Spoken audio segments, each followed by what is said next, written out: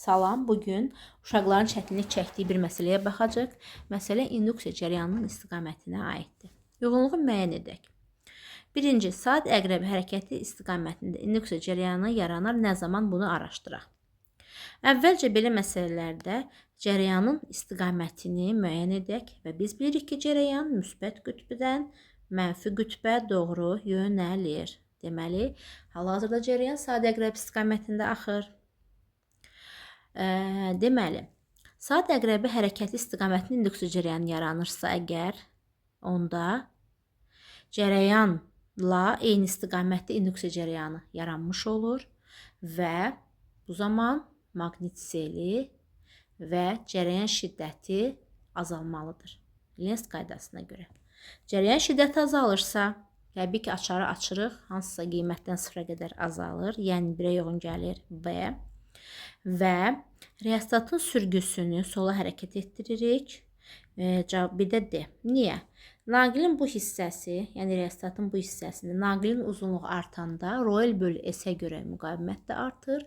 Ohm qanununa görə isə I bərabərdir U bölü R. Cərəyan şiddəti azalır. Və bizə də bu lazımdır. 1-ə uyğun gəldi B, D. 2-də saat əqrəbi hərəkətin əksinə cərəyan yaransın. Elə bu tapdıqlarımızın əksini götürə bilərik. Yenə cərəyanın istiqamətini götürək. Cərəyan müsbətdən mənfiyə doğru axır. İnduksiya cərəyanı isə saat əqrəbi hərəkətin əksinə yönəlsin. Deməli, cərəyan şiddəti artmalıdır. Cərəyan şiddəti artması üçün təbii ki, açar bağlanmalıdır. A sıfırdan hansısa qiymətə qədər artır. Və reostatın sürgüsü sağa hərəkət etdirilməlidir ki, bu hissə azalsın, naqilin uzunluğu azalsın, Royal bölü S-ə görə müqavimət azalsın, I bərabərdir U bölü R-ə görə, yəni ohm qanununa görə cərəyan şiddəti artsın. Deməli, açarı qapadıqda və sürgü qolu sağa hərəkət etdirdikdə 2-yə isə yoğun gəldi A, C. Və induksiya cərəyanı nə zaman yaranmaz? Dövrədən sabit cərəyan axdıqda. Çünki induksiya cərəyanı nə zaman yaranırdı? Maqnit seli dəyişən zaman və maqnit seli də cərəyan şiddətindən asılıdır. Deməli, cərəyan şiddəti dəyişən zaman.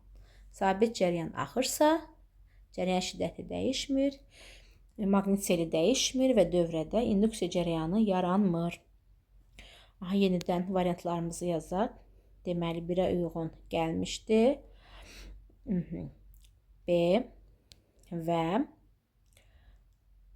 D 2-yə uyğun gəlmişdi. A, C 3-ə Y.